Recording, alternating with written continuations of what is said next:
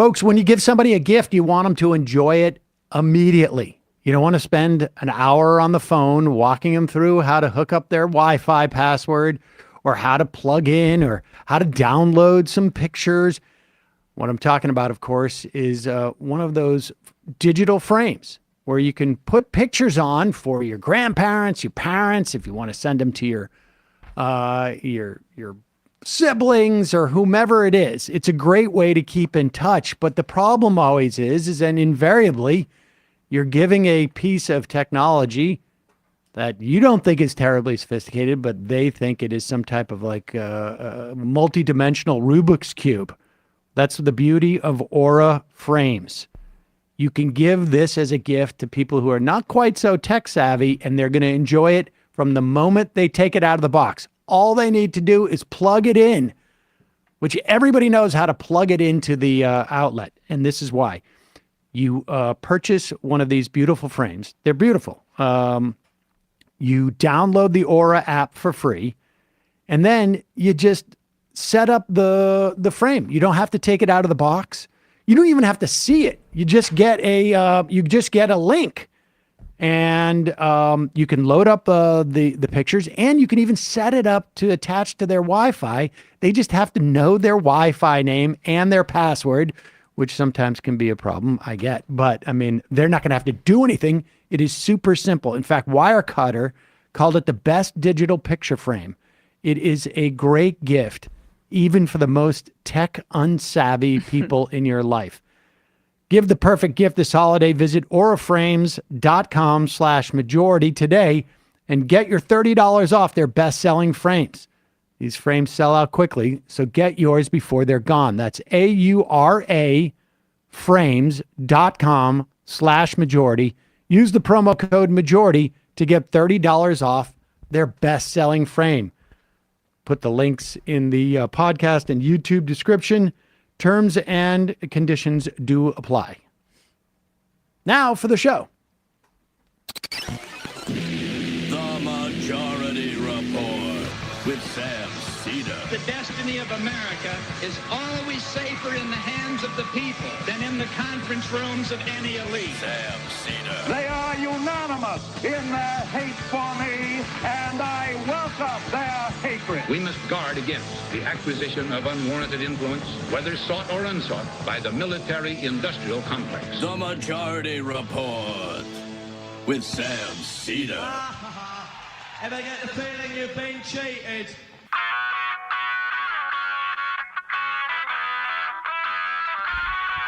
It is Tuesday, December 12th, 2023. My name is Sam Seder. This is the 5-time award-winning Majority Report. We are broadcasting live steps from the industrially ravaged Gowanus Canal in the heartland of America, downtown Brooklyn, USA.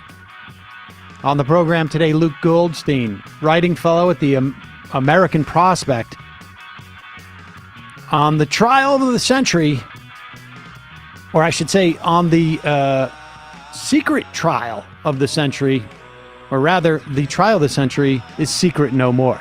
It's a little complicated. U.S. concerned that Israel used the white phosphorus that U.S. provided them in an inappropriate way. Oh, the chemical weapon? Yep. Yeah. Gazans are given confusing evacuation orders as bombs rain down upon them and disease spreads throughout both the north and south of Gaza. Meanwhile, Biden decries anti-Semitism and then tells Jews, were it not for Israel, you wouldn't be safe. That was Biden, not Trump. Those of you following at home. Inflation rate declines again, but rents continue to be too damn high. Texas Supreme Court rules to force a woman to carry a non-viable fetus to term moments after she flees Texas for an unnamed non-government sexual control state. UAW files unfair labor practices against Honda, Hyundai, and Volkswagen. House preparing to impeach Joe Biden as Republicans in the Senate scoff at them.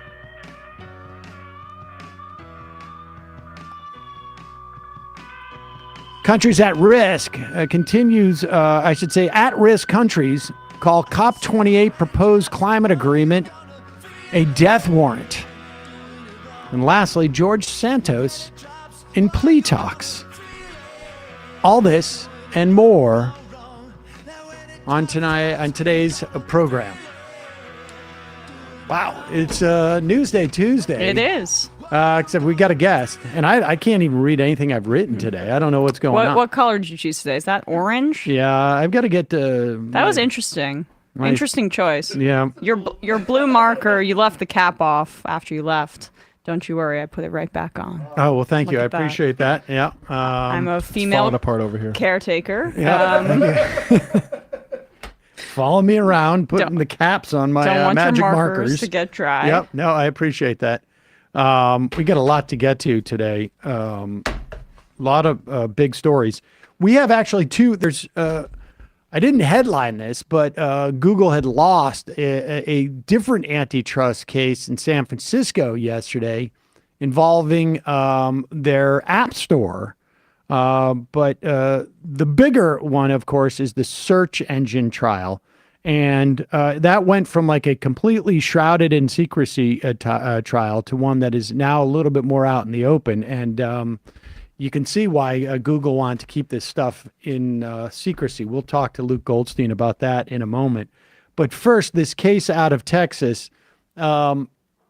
This is in many ways I want to say a view into the future, but it really is a view into the present as well. And Could be seen as kind of a landmark case that I would imagine Democrats are going to point to Kate Cox and her case in particular once we get even closer to the election in around a year. I would certainly hope so, because this is exactly the culmination of a lot of things that people have been warning about for years and years and years about these things.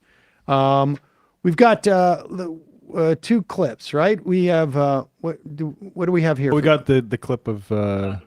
Yeah. Actually, okay. but speaking of the warning one, Bradley, do you have the? We do have a campaign ad, which kind of. Let's play really the campaign ad first to give you a sense of how this is going to be articulated and expressed. Because yesterday, Kate Cox, we had been following this story over the past week.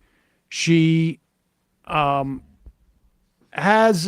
pregnant. I think this is her third pregnancy. Yep.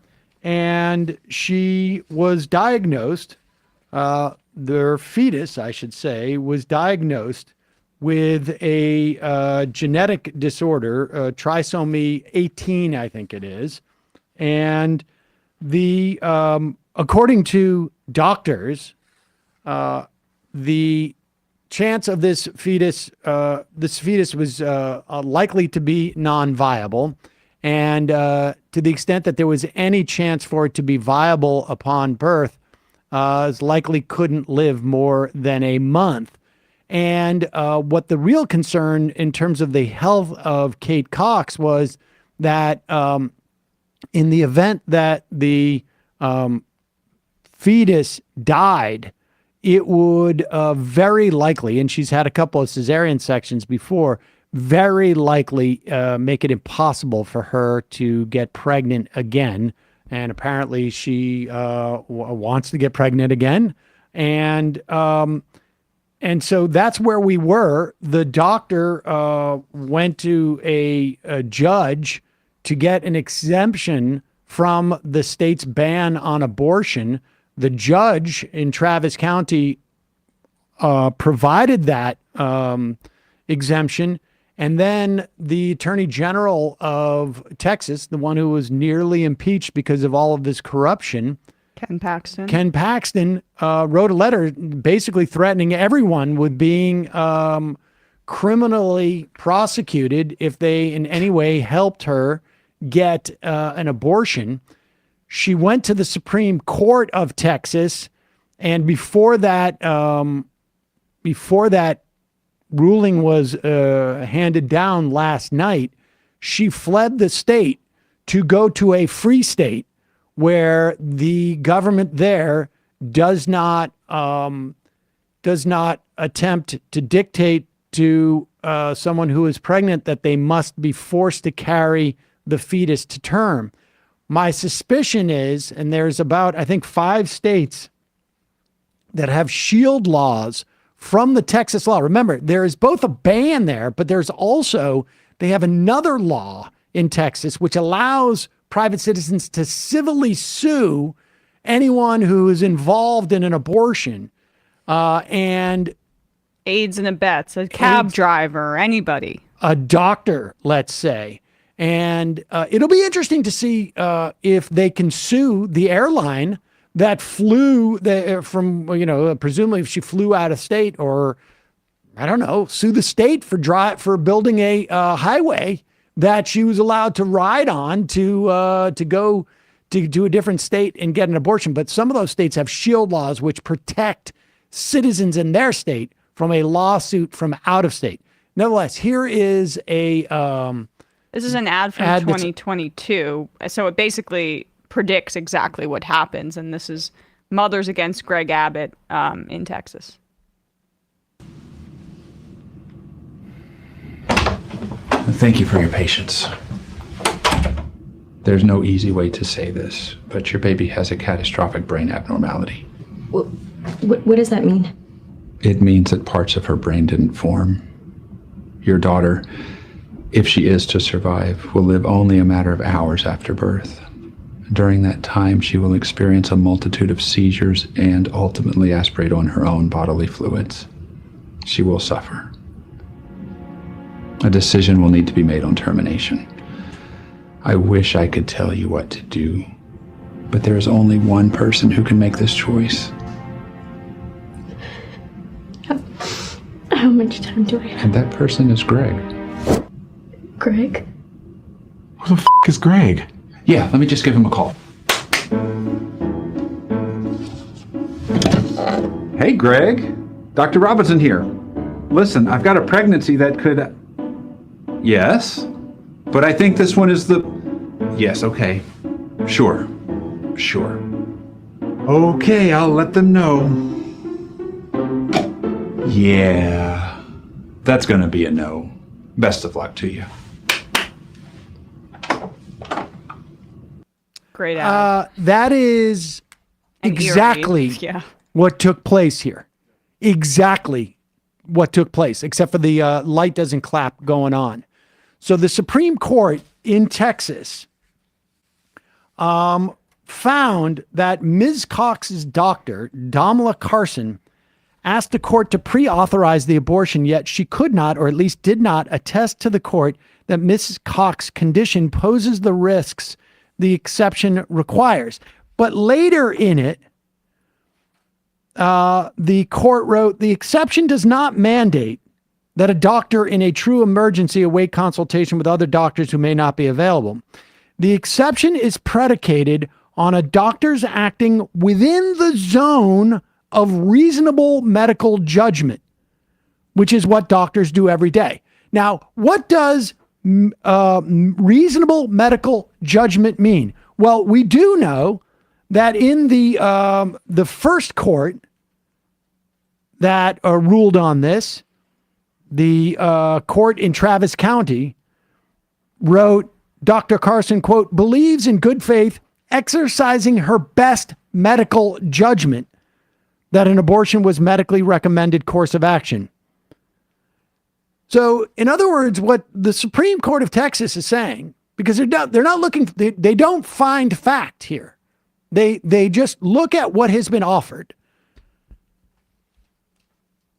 That reasonable medical judgment does not include necessarily a doctor's best medical judgment.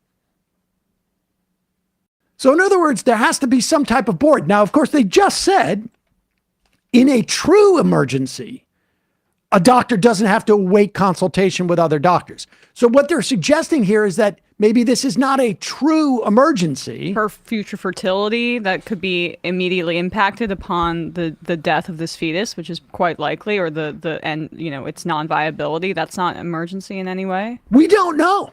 Wow. We don't know what constitutes a true emergency in the minds of the state Supreme Court. We don't know what constitutes reasonable medical judgment in the minds of the state Supreme Court. And there's no way for us to know. It apparently asked the medical board to, quote, provide guidance in response to any confusion that currently prevails. Now, I don't know what the Texas medical board can say. They can say one of two things. One, well, we should leave it up to the best medical judgment of the doctor, which the earlier court already established they found was offered. Or you say, well, you need a team of 5 or 6 doctors.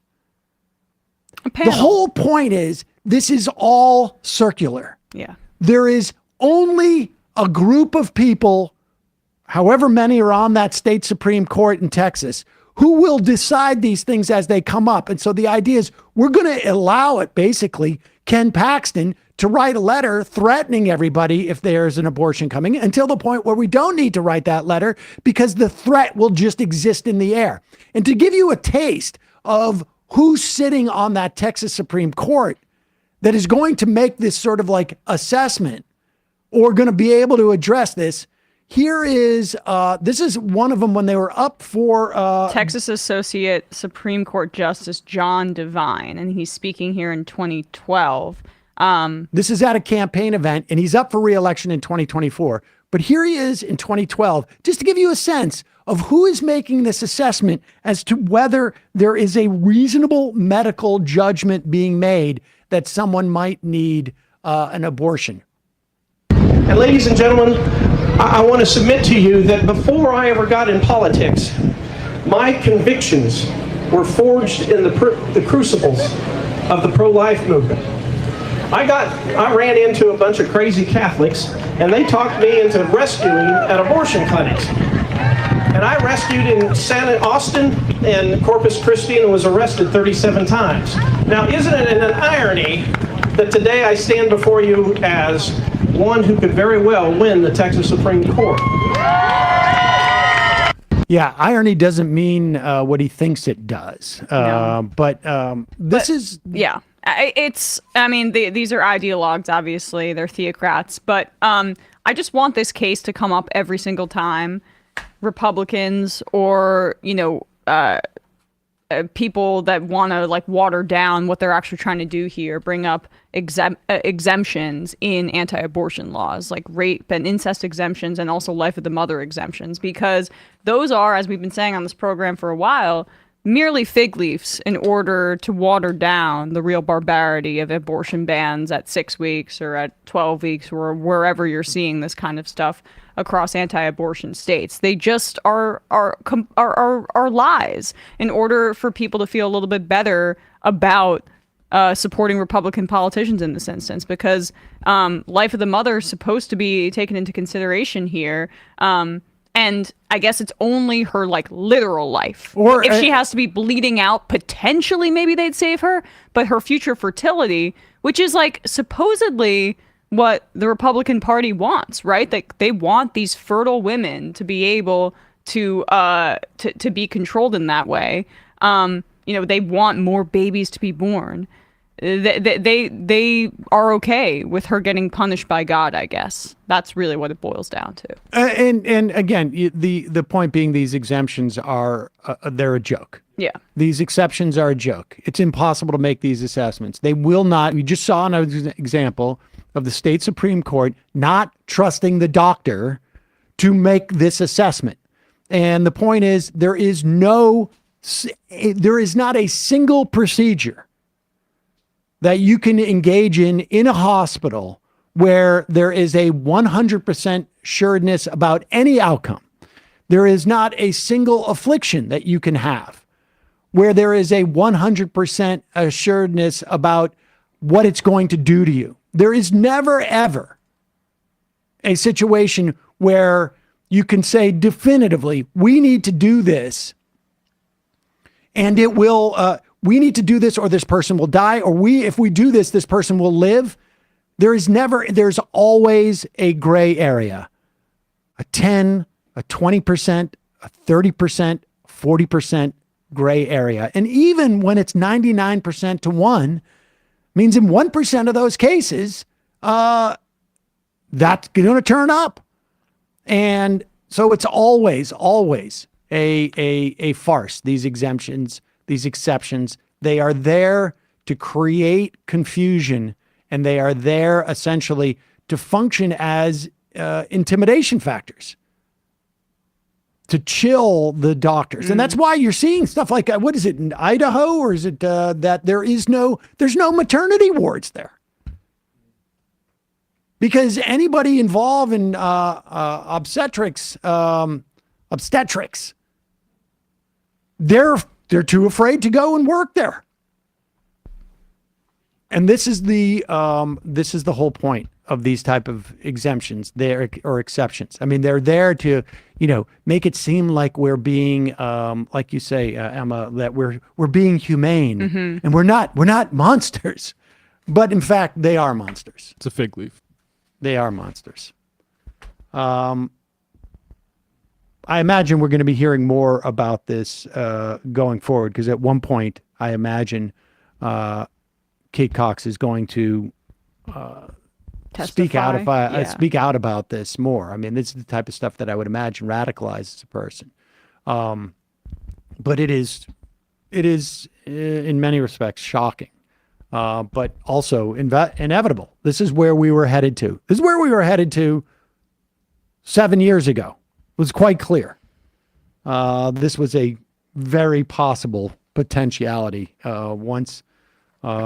I can already anticipate that the Democrats will, she might testify about this, and then she'll get the Christine Blasey Ford treatment by the right. Oh, it's all the Democratic Party exploiting it, blah, blah, blah. Here we go. But these stories are going to get more and more frequent.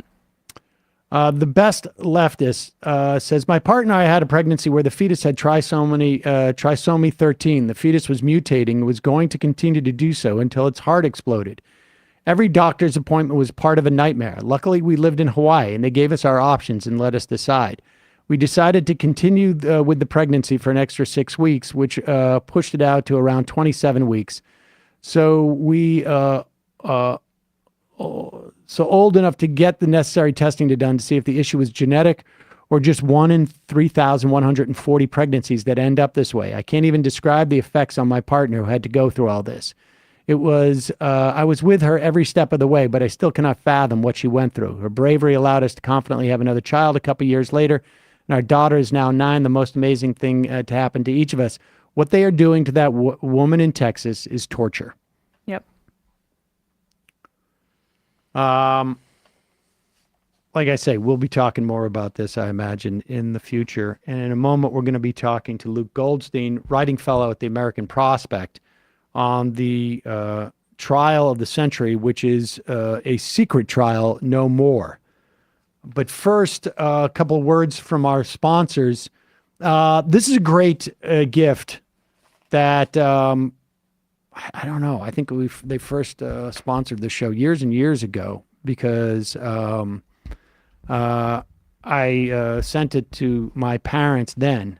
And it's something actually that I'm going to actually even send to myself for the sake of my kids. It's a really unique gift.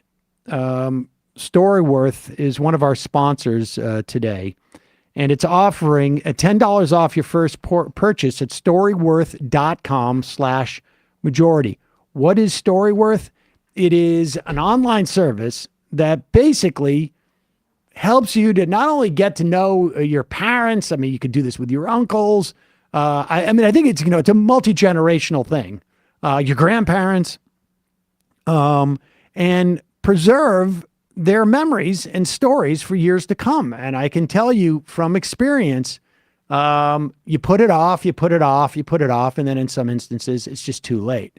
Because, we get older. Sometimes people pass away. Sometimes people forget things. But Storyworth, what it does is it sends to your whoever you gift this to, and like I say, it's sort of a gift for both of you. It sends whoever you gift this to an email once a week, and you can change some of the frequency to your relative or to your friend or whomever it is. A single life-related question that you have picked from their collection, like what's the bravest thing you've ever done, or what's the farthest you've ever traveled, or if you could wake up tomorrow and had one superpower, or I don't know, what was your favorite car? I'm just trying to think of ones that we had. Or, tell me the weirdest event that ever took place in your life. It can be the most innocuous, and I actually have found that the most innocuous questions provide the most interesting stories sometimes, because the people don't feel the pressure, and they don't think that what they're offering is something, particularly unique, and then they just keep going, And all they have to do is they reply with a story.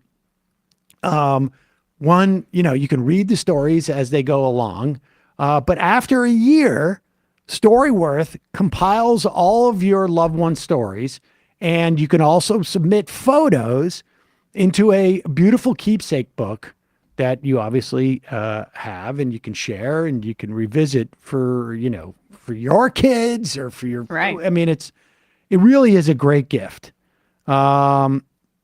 With Storyworth, you're giving those you love a most thoughtful, personal gift from the heart, and then preserving the memories and stories for years to come. Everybody has this idea that I'm going to do this for either your parents or I'm always thinking I'm going to do this for my kids, and I don't. Right. And this is why I'm thinking actually about sending it to myself. While I can still remember some of my stories. Go to storyworth.com/majority, save $10 on your first purchase. That's storyworth.com/majority, save $10 on your first purchase.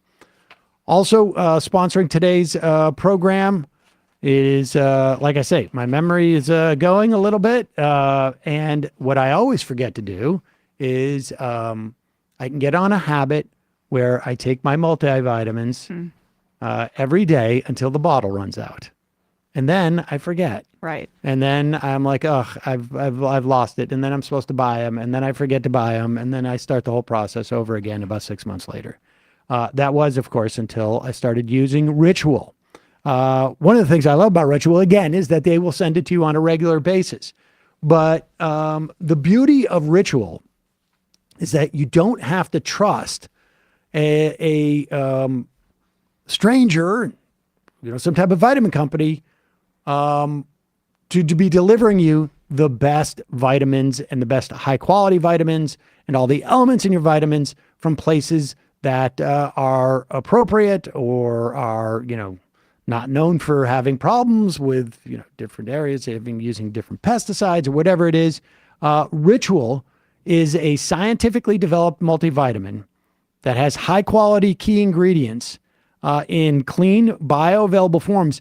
But these ingredients are clean because it's fully traceable, and that's what's awesome. They let you know where these things are coming from. It's a big leap forward, and I mean everybody should do this, but they don't. Ritual has a new type of 2-a-days. So you can have support health with omega-3 DHA to normal muscle function, normal immune function with vitamin D3.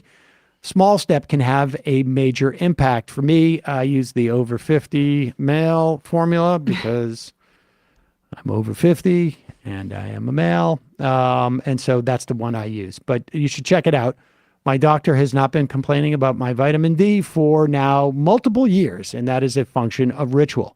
Essential for men, quality multivitamin from a company you can actually trust. Go check it out because they have it for all different ages and genders and whatever your specific needs are. Ritual is offering my listeners 30% off during your first month. So check it out. Visit ritual.com/majority. Start Ritual or add Essential for Men to your subscription today. Links in the podcast and YouTube descriptions. Quick break, and we'll be right back with Luke Goldstein.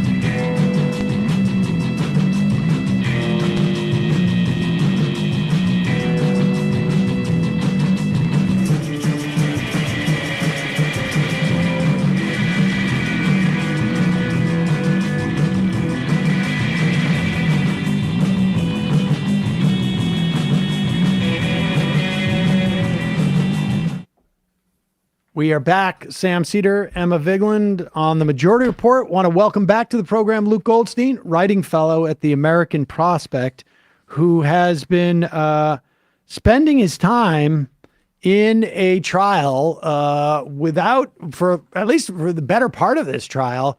You did not have much access to information, which is a fairly unique and I imagine very frustrating experience as a reporter. Before we get to that Google antitrust trial, just last night, a jury ruled that Google had violated antitrust laws in a different antitrust case. Just give us an overview of that one as a way of contrasting it to what some people are calling the other case, the trial of the century. Right. Yeah. And thanks for having me on. So as for the case that I did not directly cover, but the news just broke last night. So this is an antitrust case between two private parties. It's Epic Games, which owns Fortnite. They brought a case against both Apple and Google for their cross-ownership monopolization of the app stores. So in the Google case, it's the Play Store that they have on Android devices. So Epic Games, back in 2020, I believe it was, they put out a notice to their users to, suggest them to buy the app from outside of Google's App Store, and Google had penalized them for that. Epic Games was mad about these really high fees that are placed on app developers. So they brought this case, and it's been making its way through the courts. And that was a jury case, and the jury unanimously ruled in favor of Epic Games that Google illegally had monopolized the store and punished Epic Games. If a jury finds that Google has monopolized at least, the app sales for Android, right? And I imagine there's a case. Is there a case going on against Apple as well by Fortnite? Yeah, well, Epic lost the case against Apple. That was settled about a year ago. Okay, yeah. So if I'm also on the App Store and I know that let's say the Majority Report app, for instance. I don't happen to sell it, but maybe someday I would. But subscriptions, you can get a subscription through it. Now, Apple, of course, takes like 30%. Maybe it's reduced a little bit. But if I was like maybe making a game and it costs $5, could I take that jury's finding and bring another suit against Google and say like, I wasn't punished by Google, but I had self-censored because I knew that this was their policy and I didn't have the money to fight it in court. But now that I see like it's established that they've established a monopoly, I'm similarly situated as Fortnite. Is this going to open the floodgates? Well, I think there's going to be a lot of parties, you guys may be included, that will benefit from this ruling, and you won't actually have to file a separate lawsuit. So there's going to be class action. Well, there's going to be a remedy for that case. So Google is probably going to have to divest from its Play Store, and it'll be owned as a separate entity. The remedies in all these cases are pretty tricky, and that one hasn't been decided as well. But there's going to be a whole different process for how that App Store is run. It won't be by Google, likely. Oh, that's awesome. All right. Well, great. So we have that set, and it's in some ways it's as simple as that, right? I mean, it's like they have a monopoly. They just need to divest so that they don't have sort of like these incentives to favor their own stuff in that respect. All right. Let's talk about this other case that you've been covering more closely. People were dubbing it trial of the century, and then we didn't hear much about it, and that's because Google had managed to basically make all of the details of the case, or the ones that were the most important, secret. Walk us through this. Yeah. So let me just first say, big picture. The whole story of public access in this trial ended up being extremely critical for the government's case, because all the public pressure from the outside eventually led at the end of the trial to the revealing in open court of probably the most important piece of evidence that we got in the whole trial, and that Google was trying to keep hidden the entire time. That was kind of what all these tactics were about. And that is how much Google pays primarily Apple and Android, as well as other carriers, to be the default search engine across, all of the internet. It's why it's pre-installed on, most products that people use to access the internet. And that number is $26 billion.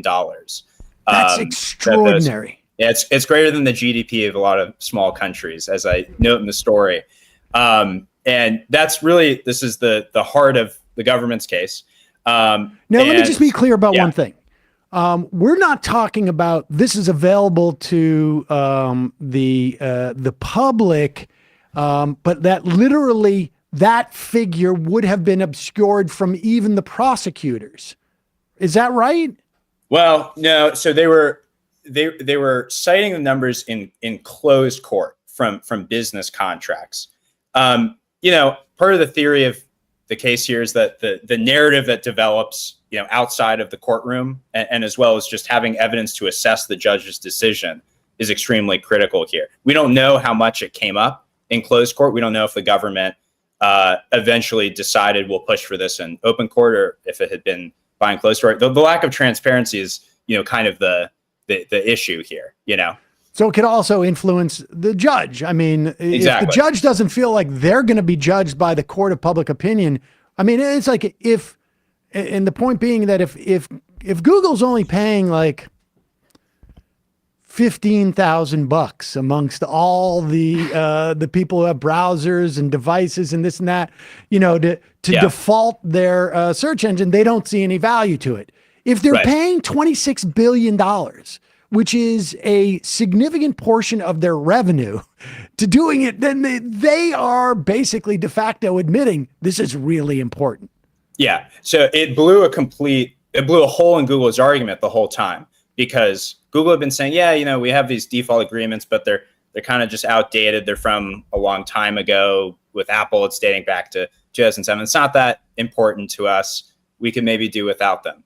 And, when they revealed this number, it's like, well, you're handing over 10% of your total revenues to maintain these default agreements. And then we got another figure that was critical later, specifically the default revenue sharing agreement with Apple, which is the biggest one. Google hands back to Apple a third of the revenues that it collects from all of Apple's devices, computer and mobile, as part of this agreement. I mean, they're practically partners. I mean, like literally practically partners. Okay, so let's go back. That's the sort of like the I guess the holy grail is that knowing that number in this instance. Let's go back. The case is about the fact that Google is the default search engine, and are they essentially making it impossible for any other search engines to emerge when they have essentially cornered the market on how you access it? Like, for instance, right now, if I go to my iPhone and I put in the URL, like some term, Luke Goldstein, it'll take me to Google to search you. And I never made that choice. It's just default. Let's go through what's the evidence that default makes a difference? I mean, if I can change this, and I think Google has their mantra was like, it's 4 clicks away or something, right? Or something like that. Go explain that. Yeah, exactly. So, okay, I'll take this step by step. So just first of all, so this is the first major monopolization case that's been brought by the government in almost 20 years. The Microsoft case was the last major one. So to win these kinds of cases, it's a Section 2 Sherman Antitrust Act. You have to prove first that a company holds a monopolistic position based on, a certain amount of market share, which is somewhat flexible. But in this case, that's not really up for dispute. Google, by its own admission, has well over 90% market share of search engine, the search engine market. Then the second step is you have to show that the company has used its monopolistic position to harm competitors here. So what the government argues is that these default search agreements are, really the kind of bread and butter. But what defaults do is they automatically give Google a certain amount of scale, because people are just, set up, pre-installed to use Google. They get a huge amount of traffic with that. And the traffic, the number of search queries on Google's devices basically gives it an advantage to refine the machine learning that drives the algorithm and improve the search engine function for its product, okay? And Google's also collecting huge amounts of data through all that traffic. The data is the premium factor for advertisers, which is, of course, how the company actually makes money. So that scale and data advantage is basically an insurmountable barrier for any kind of upstart rival search engine that's trying to get into the market, that's trying to build a better product, or, as we heard from some of the witnesses in this case, a completely different kind of business model for search engine. So we heard from this company called Neva that probably not many of you have heard of because they had a very hard time getting off the ground. It was actually run by the CEO was a former Google employee who knew the inner workings of the company, knew how the defaults worked, and said in open court, the default agreements are one of the main reasons why we could never get any traction. They wanted to build a privacy-focused search engine that you would pay, essentially a very small subscription to use it, and they would make their revenues that way rather than, selling advertising.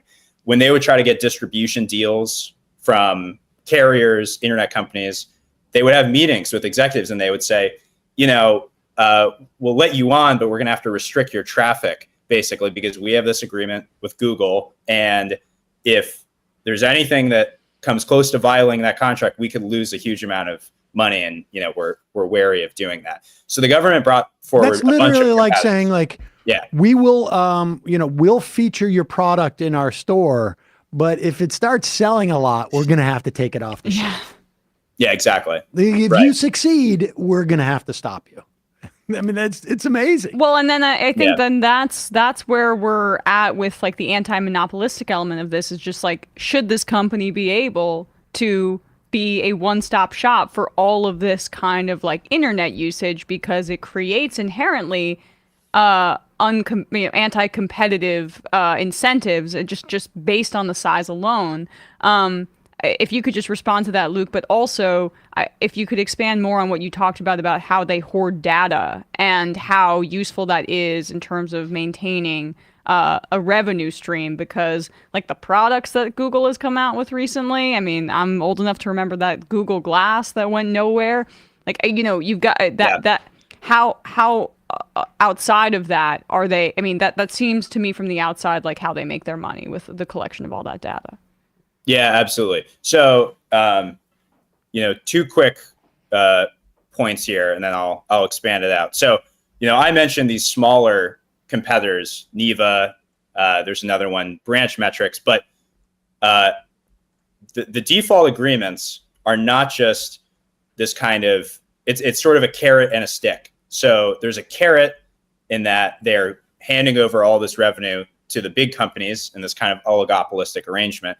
It's also a stick in that Apple at one point, as we learned through evidence that was eventually made available to the public, Apple had actually considered at one point creating its own rival search engine. And when Google caught wind of this, they sent them, essentially a warning shot that was like, no default placement, no revenue share. We're going to take away, the billions that we hand over to you. Apple also considered creating a sort of a choice screen that you could decide what you wanted your default to be. And Google said the same thing. We'll punish you by taking away all this revenue that we're handing over to you. That's extraordinary because you get that like on your you get that from like Chrome or from Safari, let's say, or any browser. At one point, you'll get a pop-up that'll say, "Do you want this browser to be your default browser?" And just the existence of that would have cost Apple billions of dollars. Right. Yeah, yeah. And some of those have been recent developments as well. So, yeah, I mean, you have a whole range of rival competitors that are being harmed, and it takes away, choice for consumers. But, as you mentioned, Emma, part of this case as well is that users are essentially harmed as well. Google being this ubiquitous product, they can collect however much data that they practically want. Some of the policies have changed, but they have these individual profiles that they then sell to advertisers to make money on ad spots. And also, to bring it back to this default agreement, the $26 billion is many times over how much Google also invests in research and development just to improve the product for users. So you have a very clear situation here where a company has become so dominant that it is investing more in just maintaining its monopoly rather than improving product for consumers, which is really kind of the heart of the matter. There was a quote that you had in your piece. I can't remember what it was, along the lines of like, we don't have to spend anything on improving this thing. We've locked it all up. Yeah. Which is, go ahead. Yeah, it's almost even better. I'll tell you some of the backstory behind that. That full document that's from is, it's one of Google's top executives. I believe it's the vice president of advertising, who's comparing Google's business model to drug markets and cigarettes in terms of how lucrative it is.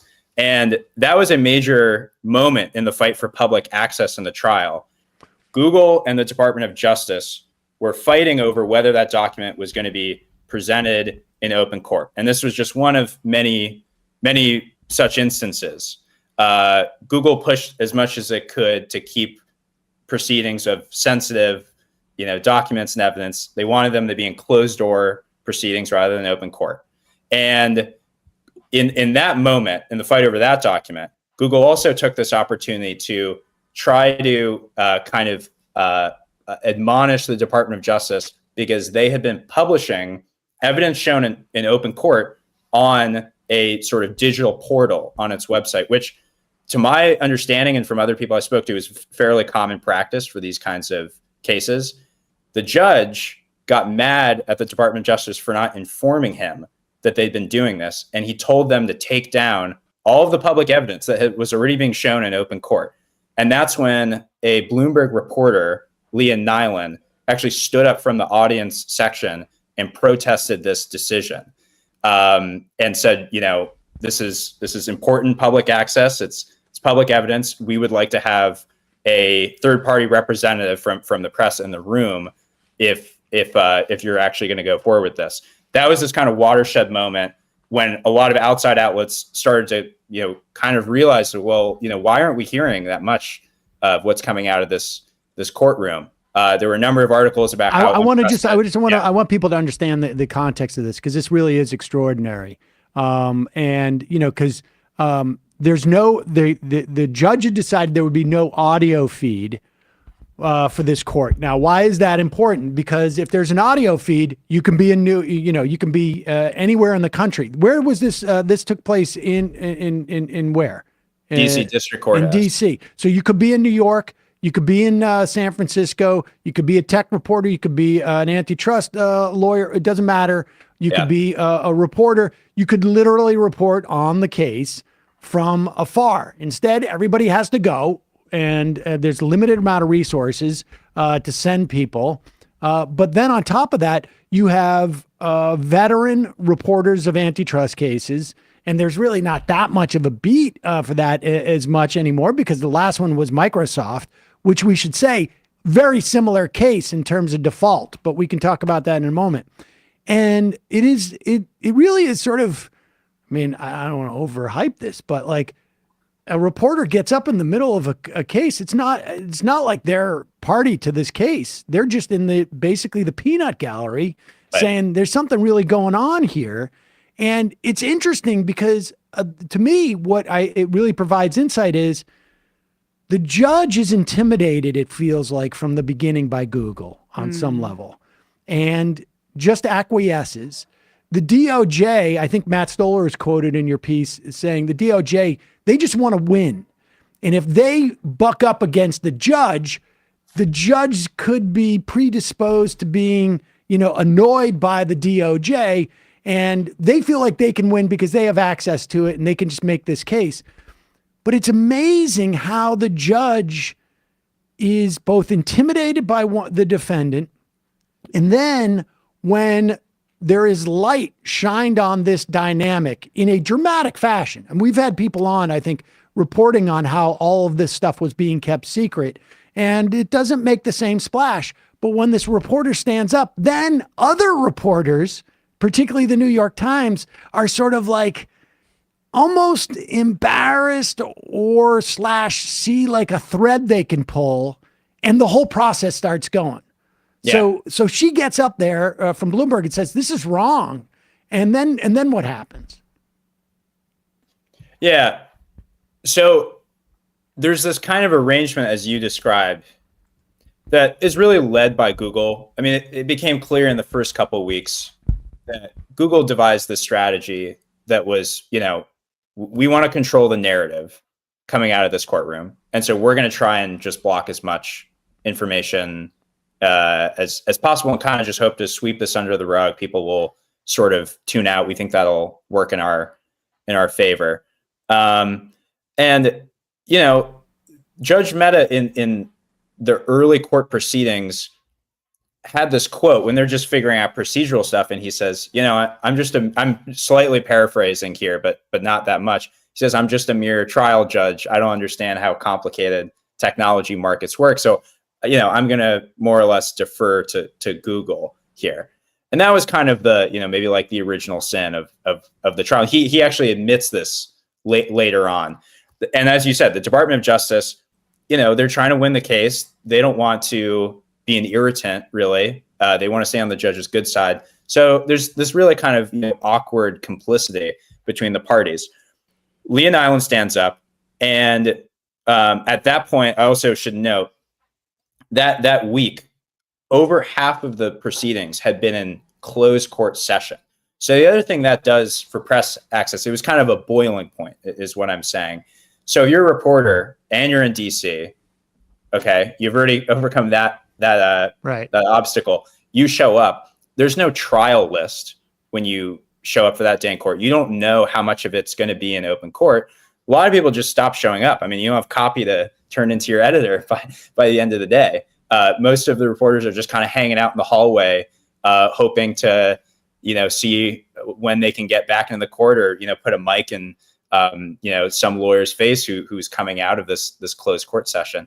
So that moment kind of with Leah Nyland kind of breaks this spell, and the judge, sort of eases off. And for the rest of the court, for the rest of the trial, I mean, it's all in open court. That was one actual, kind of concrete victory. But there's this other problem, which is that Google wants to have this review process for evidence that's already been shown in open court for the posting of those documents. And the judge, kind of acquiesces, allows for there to be some kind of streamlined process for both parties, DOJ and Google, to decide on this. But Google kind of has a veto. And the delays to all that evidence and transcripts getting out is what then gets the New York Times involved and files this motion to protest the public access in the trial. What I think people have to understand, and I'm sure there might be a different type of case that this would apply to, maybe more so, but it's off the top of my head. I can't think about it. Antitrust is so, there is a real sort of like policy decision that antitrust represents that is very different from almost any other type of like sort of like major regulatory function of the government, right? Because we had in this country since Robert Bork, the Borkian move, this is before he's trying to get on the Supreme Court, where the Reagan administration adopted a new concept of what antitrust was. And it was just a conceptual shift from a sort of like a antitrust as a device in which to increase democracy versus antitrust as a device to protect consumer welfare only.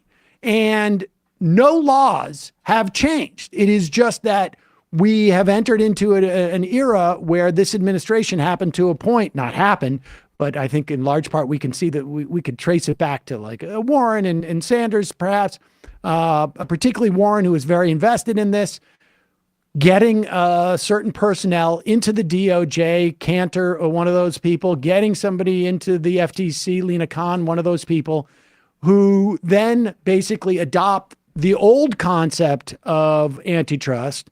And this is an example of it being a sort of a political policy question, not just a strict legal one. And so that there's this sort of like room for a judge, if there's no pressure and no one's really scrutinizing, to just sort of defer to the defendant in this situation until all of a sudden there's all this scrutiny where somebody says, $26 billion. Are you kidding me? They're spending more money on this default thing than they are on development. They're spending more money on this than 10% of their revenue. That's an enormous figure. It's obviously incredibly important to them. And the judge can't sort of like go along to get along in this situation. It creates a lot of pressure. And that's what was so hugely important about what the reporters did in this instance. Yeah, no, I think that's absolutely right. It's gonna make his decision certainly a lot harder, and we're gonna have quite some time to find out, because unlike the case that I opened this up by explaining, the Play Store case, which was a jury trial, we immediately got the result. We're not going to know the judge's decision until May. It's been pushed back many months. And is all the evidence has been provided at this point? Is that it? The case is over? Closing arguments are done? Well, yeah, both parties are, putting together some kind of, closing brief to hand to the judge. That's going to be many hundreds of pages, but it's just a summary of, everything we've heard in court already, more or less. What is it incumbent upon the DOJ to provide a remedy for the judge, or is the judge just make a ruling? This is a violation of antitrust laws. They have used their monopolistic power to inhibit competition, and then we move into a different phase? Or does the DOJ who comes up with the remedy? Yeah, I mean, it's a really important question, and there was a decision that the Department of Justice made, and actually, they had to agree with Google on this basic framework. This trial was only about whether Google had violated the Antitrust Act. It completely bracketed off what the potential remedies will actually be, which is a very complicated question. And the Department of Justice, will have to sort of figure this out. But the first step is, of course, whether Google has actually, broken the law here. It's fascinating, and it really, in many ways, mirrors the Microsoft antitrust, which was the last big one, right? Where you get a computer from Dell, and it just pops up. It's Microsoft browser, as opposed to back in the day, it could have been, I don't know, Mozilla or Netscape or the Duck one. I can't remember all the different ones that were out there. DuckDuckGo. Oh yeah. Was it DuckDuckGo? Was the search, right? There was another one, a blue. There was all sorts of different ones, browsers at that time. Well, anything else we should know, Luke? Well, I mean, I'll just add this to the point you just made. So, in fairness here, so Google's argument is just like, basically we have the best product. That's why they're big. They have a somewhat more sophisticated case that, there was Yahoo before us. We outcompeted them. And then there's, this whole generative AI thing in the future. This is just the nature of the market taking place. And the important thing about the precedent of Microsoft is there's actually a sort of hidden but much longer legacy of tech companies that the government took action against and opened up space for new competitors, new innovations to happen. This started with IBM. It's the same with the Microsoft case, and we'll see what happens here with the Google case. Luke Goldstein, writing fellow at the American Prospect. Really appreciate you coming on and walking us through it. It's a really sort of fascinating story with more drama than you would imagine. And I would think that reporter, I can't remember her name now again from Bloomberg, but is she like being feted by her fellow reporters? Like she should open up the dam waters. Right. Yeah. Yeah. I mean, she, hero for all the reporters who are struggling in the courtroom. Yeah. There's a lot of muffin baskets, I would imagine, that she's getting right now. Appreciate your time, Luke. Yeah, absolutely. Thanks for having me. Thank you. All right, folks. Should we, what should we do? Should we go to the fun app, or should we do just a little bit more on, It's up to you. It's up to you. Let's do a little bit of this. I want to just talk about this because I found this just astonishing. The Biden administration, apparently Kirby was, chastising or was like concerned that the white phosphorus that they sent to Israel, which ostensibly is to illuminate the battlefield, was being used to burn the flesh off of people in the form of bombs. And we know that Israel has done this in the past. White phosphorus burns so hotter than other flames, that it can go straight to the bone through your flesh. And it's also more difficult to put out. So it's a war crime. And but don't worry, the U.S. has raised concern over it. Kirby's comments came after the Washington Post on Monday reported on earlier claims from Amnesty International that Israel illegally deployed white phosphorus between October 10th and 16th in civilian areas of southern Lebanon and along the border with Israel. The Post said that in its own investigation, its journalists found remnants of artillery rounds fired into Deira, Lebanon, near the border of Israel, which residents said destroyed homes and injured people in the region, leaving at least 3 people hospitalized. The shells remains match those used by U.S. military. This is according to the Post, and conversation with residents in the area indicate they targeted an area where civilians were likely to be hurt. Kirby said white phosphorus can have a legitimate military utility in terms of illumination. Obviously, anytime that we provide items like white phosphorus to another military, it is with the full expectation it'll be used in keeping with those legitimate purposes, in keeping within the law of armed conflict. Did you elaborate on the legitimate purposes? Obviously. Well, tomorrow we're going to have a guest on to talk about some of these weapons shipments that are being sent to Israel around sort of like doing runarounds, end arounds, emergency requirements, et cetera, et cetera. Incidentally, it's produced in Pine Bluff, Arkansas, that white phosphorus. I'll try to find the company name. And nevertheless, this is, we've seen Anthony Blinken talk about, starting in early November and then again in early December. We're really concerned about how Israel is targeting civilians. The concern apparently can just roll on, and there's no reason to believe that it won't be the same for white phosphorus. Here is Joe Biden last night. And again, I don't know how helpful it is to sort of like, to guess, is this just sort of Joe Biden have some type of like deep ideological commitment to this, or do they have some type of secret poll that tells them that they should be doing this or whatnot? You don't necessarily need to know these things to find comments like this and U.S. actions to be reprehensible. This is in the wake of the U.S. vetoing a UN resolution to call for a ceasefire. Here he is at the Hanukkah celebration in the White House. Again, Hanukkah celebrating the guerrilla warfare. We don't know. I mean, this happened, over 2,000 years ago. We don't know if you could call it terrorism. Maybe all of their targets that the Maccabees fought were military. Maybe some of them were civilian. We don't know. But we do know that they were a guerrilla warfare attacking the occupiers in Jerusalem at that time, at the site of the first temple. You could call that an uprising, right? It was a bit of an uprising. Bit of an intifada. It was like yes, you could use that term.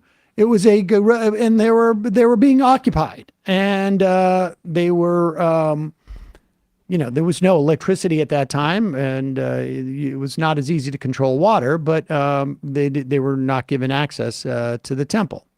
And anyways, the celebration of Hanukkah, I just thought I would mention the story of Hanukkah, apropos of nothing. And this is what Joe Biden said at that celebration. The Talmud says what comes from the heart goes to the heart. That's the warmth and kinship I feel so deeply with the Jewish community. I got in trouble, got criticized very badly by the southern part of my state and some of the southern parts of the country when 35 years ago I said, you don't have to be a Jew to be a Zionist, and I'm a Zionist. You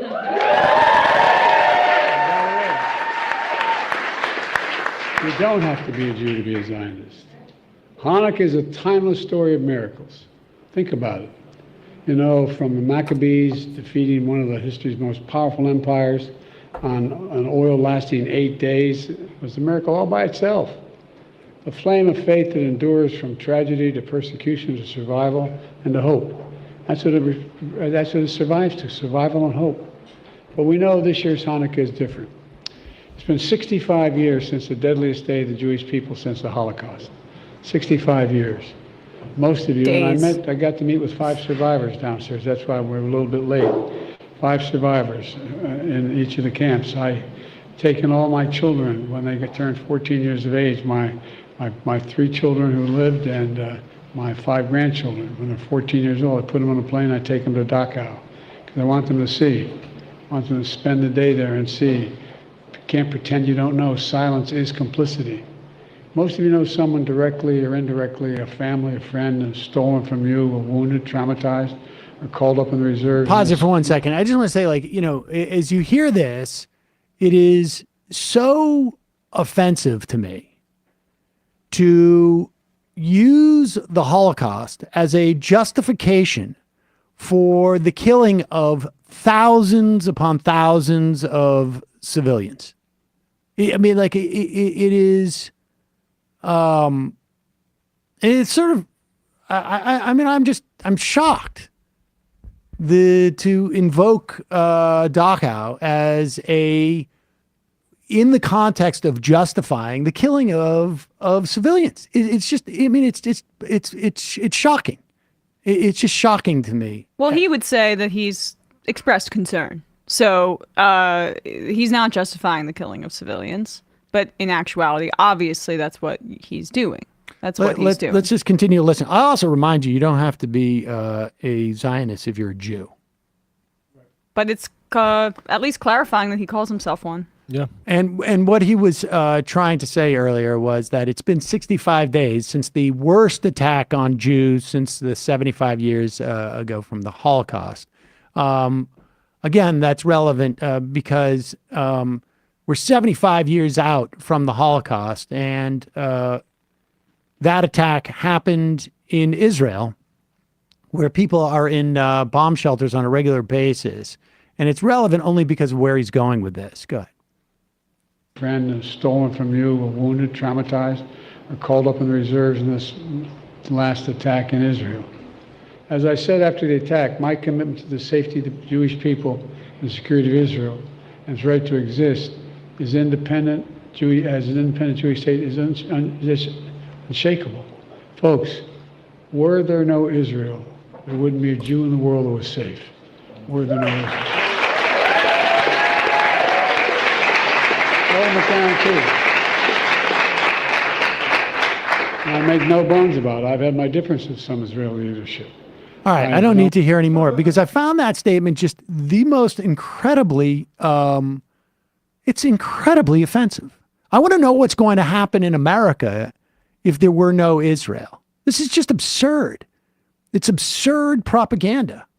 It's just not the case. One of the least safe places in the world right now to be a Jew is to be in Israel. And that's not simply a function because Israel was founded there, it is because of the policies that they have pursued for the last 75 years, where there has been a relentless dispossession of people's property. There has been intermittent attacks. You can say that it's completely justified, which I would disagree with, but you can't, by any estimation, regardless of what your perspective is, say that Israel has somehow made Jews safer. No, I mean, Israel is literally fomenting attacks on Jews domestically with regards to, like, those Brown students arrested. I'm seeing a lot of Jews arrested protesting what Israel's doing, and in part because Israel and pro-Israel lobbyists. I don't accept the premise that necessarily that Israel's actions in and of itself foment anti-Semitism. I don't mean, but what does foment anti-Semitism is this constant equation with Israeli policies with being Jewish.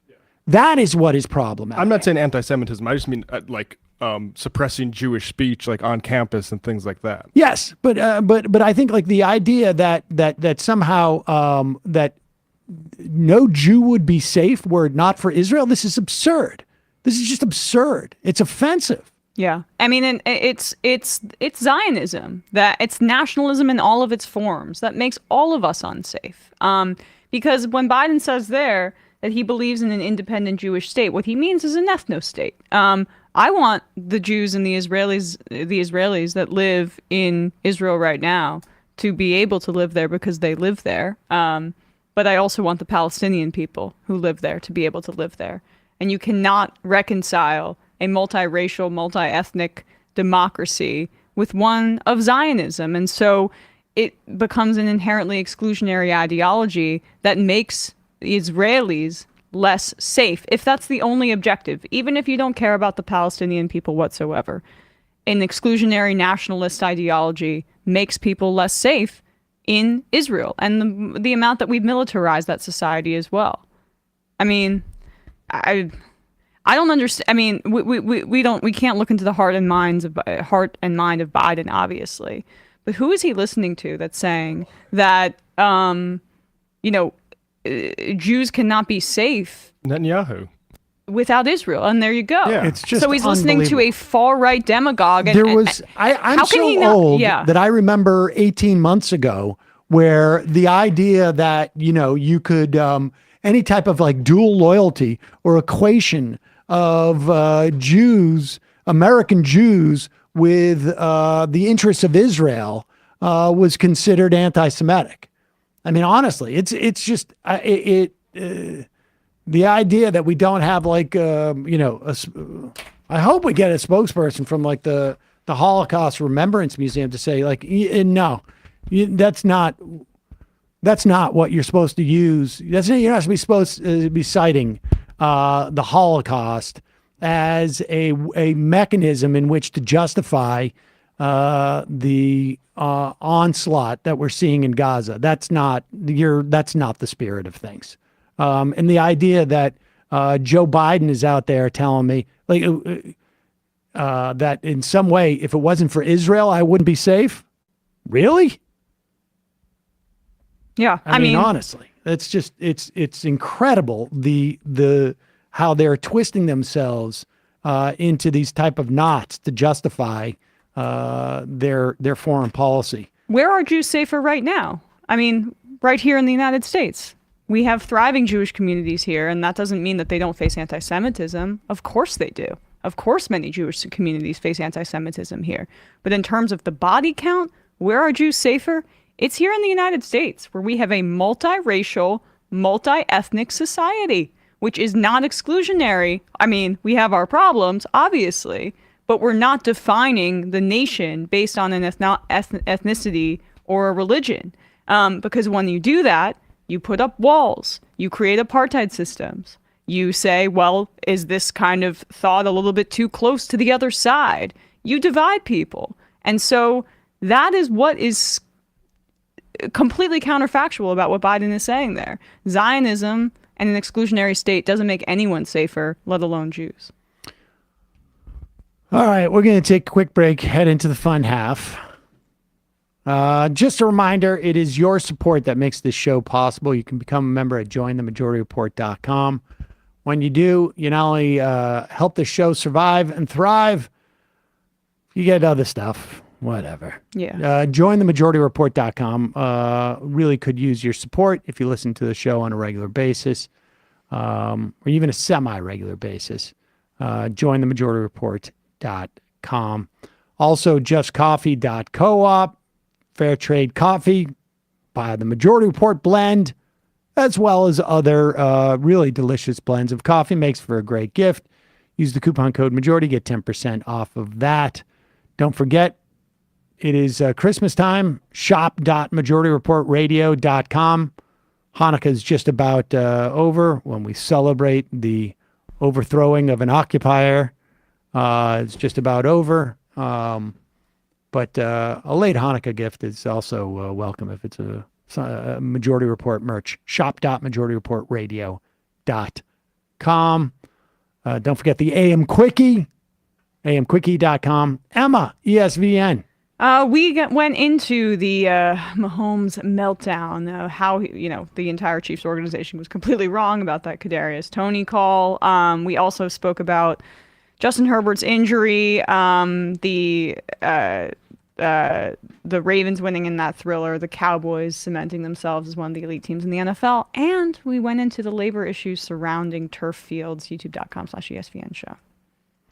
Matt, Left Reckoning. Yeah, tonight on Left Reckoning, we've got Aina Muhammad at Nice Mangoes on to talk about her run-ins years ago with Sam Harris, because she is an ex-Muslim who is not anti-woke, for instance. And we also talked about Ayan Hirsi Ali going from ex-Muslim to now a Christian, because we need to join with the Christians to fight to save the West. So that's tonight at 7 o'clock Eastern Time, and patreon.com/Left Reckoning to get access to the postgame.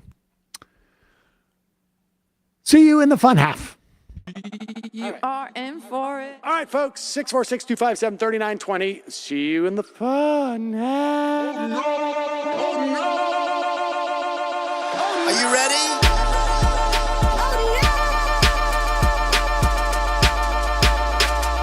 Who sent us this?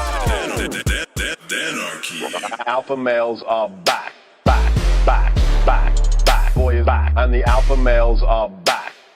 Just as delicious as you could imagine. The alpha males are back. Boy is back. And the alpha males are back. Just wanna degrade the white man. Alpha males are back. I take all of it in my throat. Alpha males are back. Snowflake says what? The alpha males are back. You are a madman. And the alpha males are back. Oh no, Sam Seder! What a fucking nightmare! Bring back DJ Danner. Yeah, or a couple of them, just put them in rotation. DJ Danner. Well, the problem with those is they're like 45 seconds long, so I don't know if they're enough of a break. That's fucking nonsense.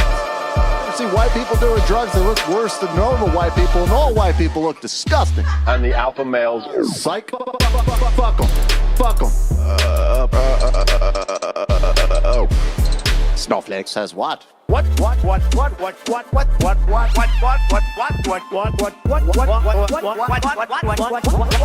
Snowflake says what? A hell of a lot of bank. A hell of a lot of bank. A hell of a lot of bank. Okay, I'm making stupid money. Hell of a lot of bank. A hell of a lot of bank.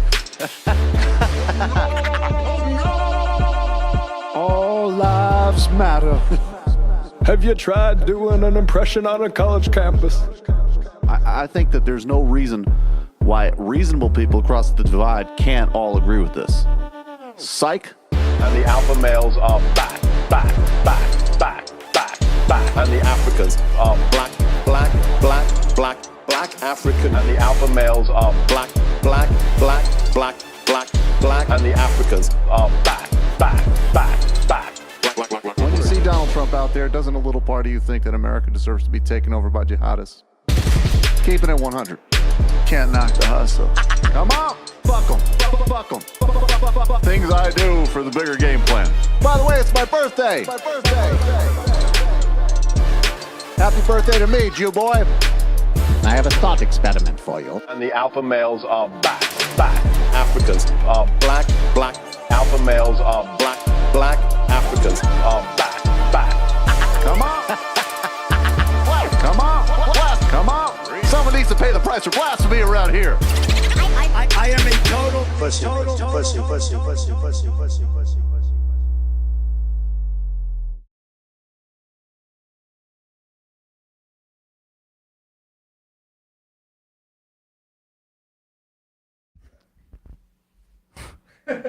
I don't even know what that was a reference. No, Buy remember my merchandise. That's what. Sorry, we were talking about Kamala a little bit, but remember in the debate, that's what she said to Biden about the busing.